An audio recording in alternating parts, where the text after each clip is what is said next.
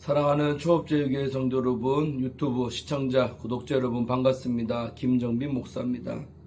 간밤에도 평안히 잘 주무셨습니까? 오늘은 2025년 7월 9일 오늘 수요일 아침이 되겠습니다. 오늘도 주 안에서 복된 날 되시기를 주 이름으로 축원드리면서 제가 기도하고 오늘의 말씀 묵상 시작합니다. 하나님 아버지 감사합니다. 오늘도 복된 날을 허락하시고 또 주님 앞에 하루를 말씀 앞에 서게 하심에 감사합니다. 오늘 하루를 시작하면서 하나님 말씀 거울 앞에 우리 자신을 보게 하셔서 오늘도 회개할 것들 회개하게 하시고 새롭게 됨으로 하루를 시작할 수 있도록 도와주옵소서. 피차 간에 큰 은혜 받는 시간이 될 줄로 믿습니다. 예수님 이름으로 간절히 기도하옵나이다. 아멘. 할렐루야. 오늘도 우리 찬송 먼저 한 장 드리고 오늘 큐티를 하도록 하겠습니다. 우리 오늘 찬송가 199장 함께 우리 찬송하도록 하겠습니다. 나의 사랑하는 책 시작. 나의 사랑하는 책 비록 헤어졌으나 어머니의 무릎 위에 앉아서 재미있게 듣던 말 그때 일을 지금도 내가 잊지 않고 기억합니다. 귀하고 귀하다 우리 어머니가 들려주시던 재미있게 듣던 말 이 책 중에 있으니 이 성경 심히 사랑합니다. 옛날 용맹스럽던 다니엘의 경험과 유대 임금 다윗 왕의 역사와 주의 선지 엘리야 바람 타고 하늘에 올라가던 일을 기억합니다. 귀하고 귀하다 우리 어머니가 들려주시던 재미있게 듣던 말 이 책 중에 있으니 이 성경 심히 사랑합니다. 예수 세상 계실 때 많은 고통 당하고 십자가에 달려 죽임 당하니 어머니가 읽으며 눈물 많이 흘린 것 지금까지 내가 기억합니다. 귀하고 귀하다 우리 어머니가 들려주시던 재미있게 듣던 말 이 책 중에 있으니 이 성경 심히 사랑합니다. 그때 일은 지나고 나의 눈에 환하오 어머니의 말씀 기억하면서 나도 시시때때로 성경 말씀 읽으며 주의 뜻을 따라 살려 합니다. 귀하고 귀하다 우리 어머니가 들려주시던 재미있게 듣던 말 이 책 중에 있으니 이 성경 심히 사랑합니다. 아멘. 네, 우리가 성경 말씀도 사랑하기를 주의 이름으로 축원드리겠습니다. 오늘 함께 말씀 묵상하실 본문의 말씀은 우리 디모데전서 어제부터 시작했죠. 오늘은 1장 12절부터 20절까지의 말씀을 함께 우리 읽도록 하겠습니다. 개역 개정판으로 한번 읽고 이어서 우리말 성경으로 한번 더 읽도록 하겠습니다. 읽겠습니다. 나를 능하게 하신 그리스도 예수 우리 주께 내가 감사함은 나를 충성되이 여겨 내게 직분을 맡기심이니 내가 전에는 비방자요 박해자요 폭행자였으나 도리어 긍휼 입은 것은 내가 믿지 아니할 때에 알지 못하고 행하였음이라. 우리 주의 은혜가 그리스도 예수 안에 있는 믿음과 사랑과 함께 넘치도록 풍성하였도다. 믿보다 모든 사람이 받을 만한 이 말이여, 그리스도 예수께서 죄인을 구원하시려고 세상에 임하셨다 하였도다. 죄인 중에 내가 괴순이라. 그러나 내가 긍휼을 입은 까닭은 예수 그리스도께서 내게 먼저 일체 오래 참으심을 보이사 후에 주를 믿어 영생 얻는 자들에게 본이 되게 하려 하심이라. 영원하신 왕 곧 썩지 아니하고 보이지 아니하고 홀로 하나이신 하나님께 존귀와 영광이 영원 무궁하도록 있을지어다. 아멘. 아들 디모데야, 내가 내게 이 교훈으로서 명하노니 전에 너를 지도한 예언을 따라 그것으로 선한 싸움을 싸우며 믿음과 착한 양심을 가지라. 어떤 이들은 이 양심을 버렸고 그 믿음에 관하여는 파선하였느니라. 그 가운데 후메네오와 알렉산더가 있으니 이는 내가 사탄에게 내준 것은 그들로 교훈을 받아 신성을 모독하지 못하게 하려 함이라. 아멘. 우리 한 번 더 읽겠습니다. 나는 내게 능력을 주신 그리스도 예수 우리 주께 감사드린다. 이는 주께서 나를 믿고 내게 직분을 맡겨주셨기 때문이다. 내가 전에는 회방꾼이요 핍박자요 폭행자였으나 오히려 긍휼히 여김을 받은 것은 내가 믿지 않을 때 알지 못하고 행했기 때문이다. 우리 주의 은혜가 그리스도 예수 안에 있는 믿음과 사랑과 함께 넘치도록 풍성했다. 이 말씀은 믿을 만한 것이요 또한 모든 사람이 받을 만한 말씀이다. 곧 그리스도 예수께서 죄인을 구원하시려고 세상에 오셨다는 것이다. 죄인 가운데 내가 가장 악한 사람이다. 그러나 내가 긍휼히 여김을 받은 까닭은 그리스도 예수께서 내게 먼저 끝없는 인내를 보이심으로써 앞으로 주를 믿어 영생 얻을 사람들의 본보기로 삼으시려는 것이었다. 영원하신 왕 곧 없어지지 않으시고 보이지 않으시는 오직 한 분 하나님께 존귀와 영광이 영원토록 있기를 빈다. 아멘. 아들 디모데야, 전에 내게 주어진 예언을 따라 내가 내게 이렇게 명령한다. 너는 그 예언을 따라 선한 싸움을 싸우고 믿음과 선한 양심을 가져라. 어떤 사람들은 선한 양심을 버렸고 그 믿음에 관해서는 파선했다. 그들 가운데 후메네오와 알렉산더가 있는데 내가 그들을 사탄에게 내어주었다. 이것은 그들이 징계를 받아 다시는 하나님을 모독하지 못하게 하기 위한 것이다. 아멘. 예, 오늘 본문 말씀 함께 또 먼저 우리 분석 주의를 하도록 하겠습니다. 오늘 바울은 사도직을 맡겨주신 하나님께 감사지요. 11절부터 14절의 내용입니다. 그 다음에는 복음의 핵심을 간증과 찬양으로 이렇게 표현하고 있습니다. 15절에서 17절. 그 다음에 마지막 18절에서 20절은 디모데에게 권면을 하고 있는 내용이 나오고 있습니다. 자, 그러면 먼저 우리 12절로 14절의 말씀을 한번 살펴보도록 하겠습니다. 크게 큰 주제는 바울의 감사와 소명이 이 석절에 나오고 있죠. 그래서 바울이 감사하는 대상을 나를 능하게 하신 분, 곧 그리스도 예수 우리 주라고 말하는 것은 그분이 바로 자신의 사도사역을 감당하게 해주시는 분이라는 인정과 동시에 그에 대한 감사의 표현이 되겠습니다. 바울이 감사하는 또 다른 이유는 예수 그리스도께서 나를 충성되이 여겨 내게 직분을 맡기셨다는 사실입니다. 우리 12절 하반절에 나왔죠. 이 말은 바울이 믿음직스럽기 때문에 그리스도께서 사도의 직분을 맡기셨다는 뜻이 아닙니다. 이렇게 해석하면 바로 뒤에 나오는 바울의 과거에 대한 부정적 묘사와 충돌을 하게 되지요.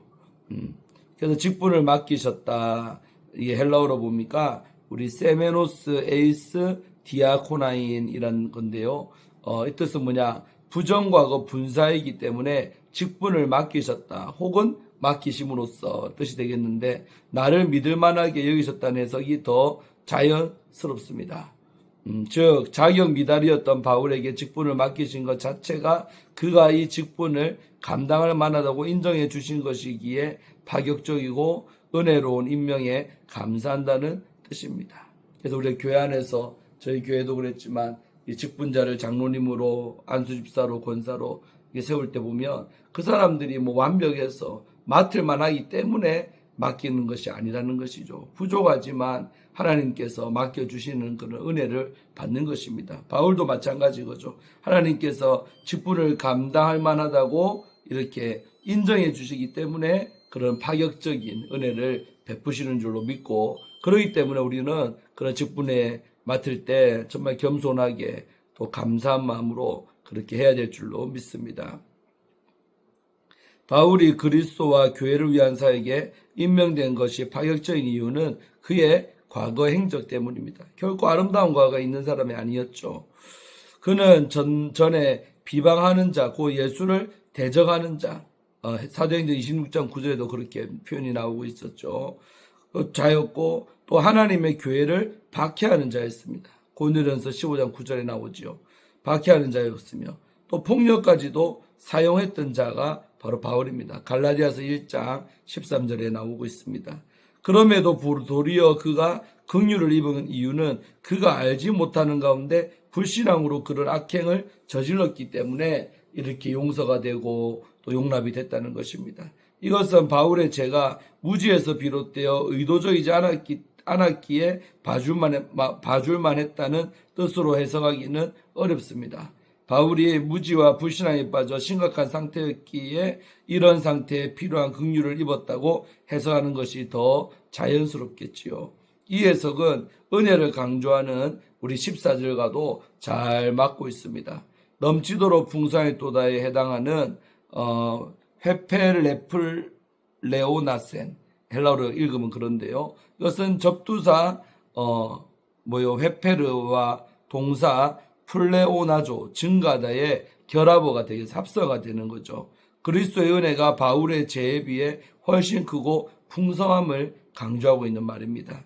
이 은혜는 바울과 같이 그리스도 예수 안에 있는 자들에게 죄 용서뿐 아니라 죄를 극복하는 믿음과 사랑도 동반하고 있습니다. 얼마나 감사한 일입니까? 자, 그 다음에 우리 15절부터 17절의 내용은 뭐냐? 복음의 핵심과 바울의 자기인식에 관해서 나오고 있는 절들입니다. 미쁘다 모든 사람이 받을 만한 이 말이여, 우리 15절 전반에 나오죠. 라는 표현은 목회에서 시내 5번 등장하는 정형부다, 정해졌던 패턴이 있는 그런 구절이라는 거죠. 그래서 우리 오늘 디모데후서 3장 1절, 4장 9절, 또 디모데후서 2장 11절, 또 디도서 3장 8절에도 이런 표현이 나오다는 거죠. 정형화되었던 관용구처럼 쓰여지고 있다는 거죠. 그래서 특별히 중요한 교리적 진술을 소개할 때 주로 이제 이런 말이 붙는다는 것입니다. 그리스도 예수께서 죄인을 구원하시려고 세상에 임하셨다. 우리 15절 하반절이죠. 이 말은 성육신과 구원 역사를 나타내는 말로 죄인의 구원을 성육신의 목적으로 강조하고 있는 것입니다. 구원하기 위해 주님이 오셨다는 그런 말이잖아요. 네. 그 다음에 바로 이어서 바울은 죄인 중에 내가 개순이라는 말을 앞문장 끝에 죄인을 수식하는 관계사절로 표현하고 있는데, 이는 그가 예수님의 성육신과 구원이라는 객관적 구원 사건과 일반적 진리를 자신의 경험에 적용한 주관적 진술로 표현하겠다는 뜻이 되겠습니다. 좀 말이 어렵죠, 여러분. 개수로 번역된 프로토스는 첫째라는 뜻으로 맥락상으로 순서적 첫째가 아니라 정도나 심각성에서 으뜸이라는 뜻입니다. 그러니까 순번의 의미가 아니라 심각한 죄인이다 이 말입니다. 아마도 으뜸이란 말이. 그래서 으뜸 죄인인 바울이 긍휼을 입은 까닭은 특정한 목적을 위해서 그랬다는 거죠. 그래서 이 목적은 16절 하반절에서 두 단계로 진술이 되고 있습니다. 첫째, 예수 그리스도께서 내게 먼저 일체 오래 참으심을 보이는 것이죠. 그래서 일체의 하파스라고 하는데, 그는 모든, 전체라는 그런 의미로 바울의 죄에 대한 예수 그리스도의 오래 참으심이 완전하고 철저했음을 강조하고 있습니다. 은혜가 됩니까, 여러분? 하나님 우리에게도 그렇죠. 오래 참고 계시다는 것을 꼭 기억해야 될 줄로 믿어요. 그다음 둘째로 바울 이후에 구원받는 자들에게 본이 되게 하려 하십니다. 본으로 번역된 휘포티포시는 모형, 본보기, 패턴이라는 뜻으로 바울의 구원 경험이 그런 개인적인 사건이 아니라 미래 신자들을 위한 하나님의 구원 방식을 보여주는 전형임을 강조하고 있지요. 그래서 17절에서 바울은 그리스도를 통해 이러한 구원을 베푸신 삼위 하나님을 찬양하고 있지요. 그래서 그런 표현이 또 고린도서 13장 13절, 로마서 8장 9절에서 11절에도 나오고 있습니다. 그래서 시간과 역사를 초월해 통치하시는 영원하신 왕이시며 또한 가변적, 가시적 피조물과 다르게 썩지 아니하고 보이지 아니하시는 분이라는 묘사는 하나님 아버지와 또 그리스도 예수 우리 주 모두에게 해당하고 있습니다. 삼위 하나님은 세 분의 하나님이 아닌 홀로 하나이신 분입니다. 삼위일체의 비밀이죠. 그래서 존귀와 영광이 있을지어다는 유대 성령의 전형지었던 표현이 되겠습니다. 히브리어에서 유래한 용어로 그렇게 되기를 이라는 뜻의 아멘으로 이렇게 마무리가 되고 있습니다. 자, 그리고 이제 마지막 단락 18절, 19절, 20절은 디모데에게 주는 권면이 나오고 있죠. 그래서 18절, 19절에서 바울은 자신의 영적 아들 디모데에게 권면하고 있습니다. 뭐라고 하느냐? 18절에 전에 지도한 예언은 나오죠. 이것은 디모데가 사역자로 안수받을 때 그에게 주어졌던 말씀들을 가리키고 있습니다. 그래서 디모데전서 4장 14절, 또 디모데후서 1장 6절에 나오고 있죠. 그래서 그 말씀들 가운데서 엔 아우타이스, 그것으로 라는 이제 의미로 해석되는데, 그 말씀 가운데서 하는 것은 전투와 같습니다. 그래서 군사 용어를 사용해 선한 싸움을 싸우라고 권면하고 있는 것입니다. 이 영적 싸움은 믿음과 착한 양심을 가지고 싸워야 합니다. 바울이 앞서 강조했듯이 이 두 가지 요소를 갖추고 싸워야 승리의 결과로 바른 교훈의 목적인 사랑이 생성되기 때문에 그렇습니다. 5절이었죠. 그래서 오늘 19절 하반부터 20절에서 바울은 이 두 가지를 잃은 자들, 즉 이 양심을 버렸고 그 믿음에 관하여서는 파선한 자들의 예로 에베소 교회에서 문제를 일으킨 후 후메네오와 알렉산더를 언급하고 있는 것입니다. 디모데후서 2장 17절 18절도 나오죠. 그래서 내가 사탄에게 내주었다는 표현은 바울이 사도로서 내린 출교 결정을 뜻하고 있습니다. 고린도전서 5장 5절이죠. 그래서 출교의 목적은 파멸이 아니라 신성을 못 오가지 못하도록 훈계하는 데 있는 것입니다. 아마도 이들의 양심과 믿음의 상실이 하나님과 복음에 대한 모독으로 이어져 이 죄를 뉘우치고 또 멈추게 하는 목회적 대응으로 바울이 출교를 명한 듯 합니다. 할렐루야. 그래서 그런 것이죠. 자, 오늘 좀 약간 어렵게 느껴질 수도 있습니다. 자, 이제 본문은 주회를 다 끝났습니다. 이제는 마지막 순서로 함께 적용 한번 해보도록 하겠습니다. 오늘 말씀이 우리에게 주는 그런 교훈이 있지요. 우리 김장하 선생님이라고 있어요. 김장하 선생님은 평생을 바쳐 어려운 학생들에게 장학금을 준 훌륭한 분입니다.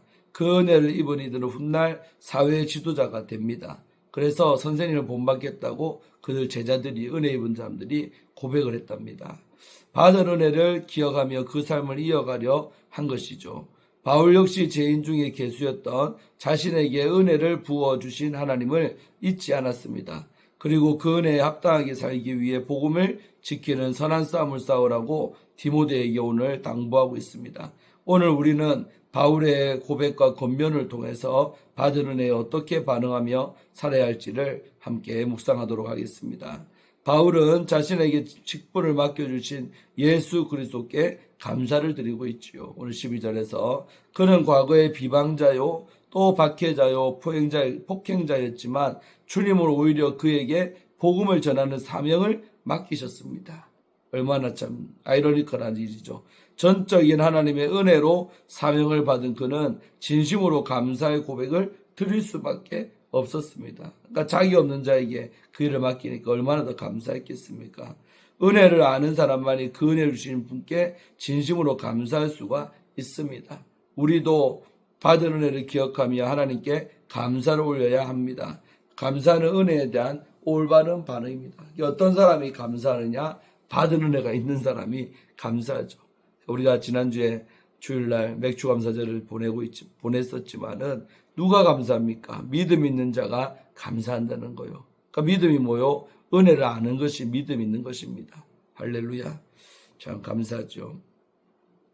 바울은 자신이 가장 큰 죄인이라고 고백합니다. 죄인 중에 내가 괴수라 그랬죠. 15절에 복음을 알기 전에는 무지하여 교회를 박해했지만 복음을 깨닫고 난 후에는 자신의 지난날을 깊이 부끄러워했던 사람이 바로 바울이었습니다. 그는 복음의 빚진 자로서 예수 그리스도의 구원 사역을 온 힘을 다해 전했습니다. 그래서 바울이 누구보다도 회심한 다음에 열심으로 복음을 전하고, 저 주일날 보고 있지만은 그런 이제 체포가 돼가지고 끌려다니면서도 끊임없이 복음 사역에 힘쓰는 바울을 볼 때 얼마나 그가 그 받은 은혜를 감사했었는지를 알 수가 있습니다. 은혜를 체험한 사람이 진정한 사명자가 됩니다. 그래서 사명자에게 있어야 될 가장 중요한 게 뭐냐? 은혜 체험입니다. 은혜를 꼭 체험해야 사명 감당 잘하는 사명자가 될 줄로 믿습니다. 우리도 죄인된 나를 구원하신 은혜를 깊이 새기고 복음을 전하는 삶으로 나아가야 할 줄로 믿습니다. 바울은 주님이 자비를 베푼 이유를 예수 그리스도께서 오래 참으신 본보기로 삼기 위함이라고 고백하고 있습니다. 16절에서 그는 하나님의 은혜를 자기만을 위한 것이 아니라 다른 사람을 위한 간증의 기회로 받아들였습니다. 실제로 그 삶 자체가 복음을 전하는 강력한 메시지가 되었습니다. 우리도 받은 은혜를 간증할 뿐 아니라 다른 이에게 나누는 간증의 삶을 살아야 합니다. 간증은 누군가의 마음을 여는 열쇠이며 복음을 전하는 강력한 도구입니다. 은혜를 입은 자는 그 은혜를 나누는 자가 되어야 합니다. 그래서 저도 간증을 참 많이 강조하는데, 우리 믿은 사람에서 간증거리를 만들고 또 생겼다면 그 간증을 하면서 전도해야 될 줄로 믿습니다. 가장 강력한 힘이 간증에 있는 것입니다. 바울은 자신이 받은 은혜의 간증을 바탕으로 디모데에게 믿음의 선한 싸움을 싸우라고 권면하고 있습니다. 18절에서 주님이 베풀어 주신 은혜는 단지 위로가 될 뿐 아니라 싸움을 위한 무기가 또한 됩니다. 그래서 은혜 받은 자는 그 은혜를 나누는 데서, 누리는 데서 그치지 않고 주님의 뜻을 이루는 데까지 나아가야 합니다. 오늘 우리도 복음을 위협하는 세상의 가치관 속에서 주님이 주신 은혜를 붙들고 또 선한 싸움을 싸워야 합니다. 은혜는 싸울 힘을 주는 능력이 됩니다. 그러니까 싸울 수 있는 전투력도 은혜에서 나온다. 은혜 받은 사람이 더 영적 싸움도 잘한다는 거죠. 바울은 디모데에게 선한 싸움을 싸울 때 반드시 믿음과 선한 양심을 붙들라고 이렇게 권면하고 있습니다. 19절에서 이 둘이 없으면 신앙은 쉽게 무너지고 믿음은 파선을 합니다. 믿음과 양심의 편에 서서 싸우지 않으면 신앙은 외형만 남고 껍데기만 남고 중심은 무너지고 맙니다. 그래서 우리에게 주어진 싸움은 죄와 타협하지 말고 복음을 지키는 영적 싸움입니다. 에베소 6장 12절에서 나왔죠. 성도는 선한 싸움을 끝까지 싸우기 위해 믿음과 선한 양심을 붙들어야 하는 존재입니다. 하나님은 우리의 과거를 용서하실 뿐만 아니라 미래를 위한 사명까지 맡기는 좋으신 우리 주님이십니다. 바울은 그 은혜를 기억하며 감사했고 복음을 지키기 위해 선한 싸움을 싸우자고 디모데를 격려하고 있습니다. 우리도 받은 은혜를 기억하며 믿음과 선한 양심을 지켜 복음의 길을 끝까지 걸어가야 합니다. 이 은혜는 머무는 것이 아니라 나아가 싸우게 하는 힘입니다. 할렐루야. 그러니까 우리가 진정 은혜를 받은 자라면 정말 믿음의 선한 싸움을 싸우고 또 나가서 간증하고 전도하는 자가 되는 것이 그 나에게 은혜를 주신 하나님 앞에 보답하는 길인 줄로 믿습니다. 오늘 여기까지 말씀 묵상하고 마치겠습니다. 좋은 하루 되시고 또 승리하기를 주의 이름으로 축원드리고 오늘도 믿음의 선한 싸움을 잘 싸우는 은혜자들 또 간증자들 축복자들 되시기를 바랍니다. 제가 기도하고 오늘 말씀 묵상을 마칩니다. 하나님 아버지 감사합니다. 오늘도 이 아침에 디모데전서의 1장의 말씀을 통해 바울의 자기 고백을 통하여서 우리가 은혜 받았습니다. 우리도 바울 만만치 않게 참으로 주를 모를 때 얼마나 엉망으로 살았던 부족한 사람들입니까? 그런 나에게 목사가 되게 하시고 장로가 되게 하시고 권사가 되게 하시고 안수집사가 되게 하시고 또 집사님이 되게 하셨습니다.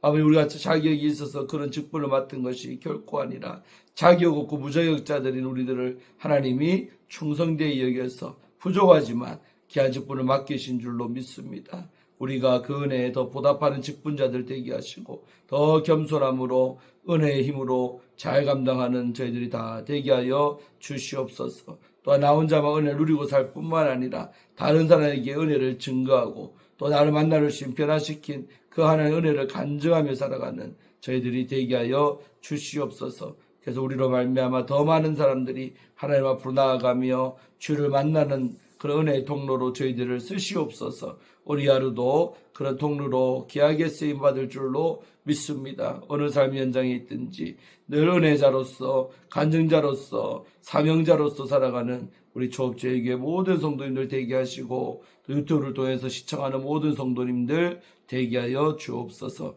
오늘 하루도 주의 영광을 나타내는 복된 삶이 될 줄로 믿습니다. 예수님 이름으로 간절히 축복하며 기도하옵나이다. 아멘. 할렐루야. 오늘도 좋은 하루 되시고 또 저도 부흥의 3일째인데 또 목도 많이 이제 피곤하고 힘듭니다.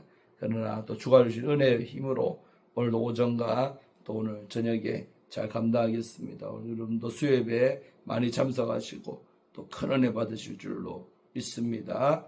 또 내일 아침에 뵙도록 하겠습니다. 샬롬.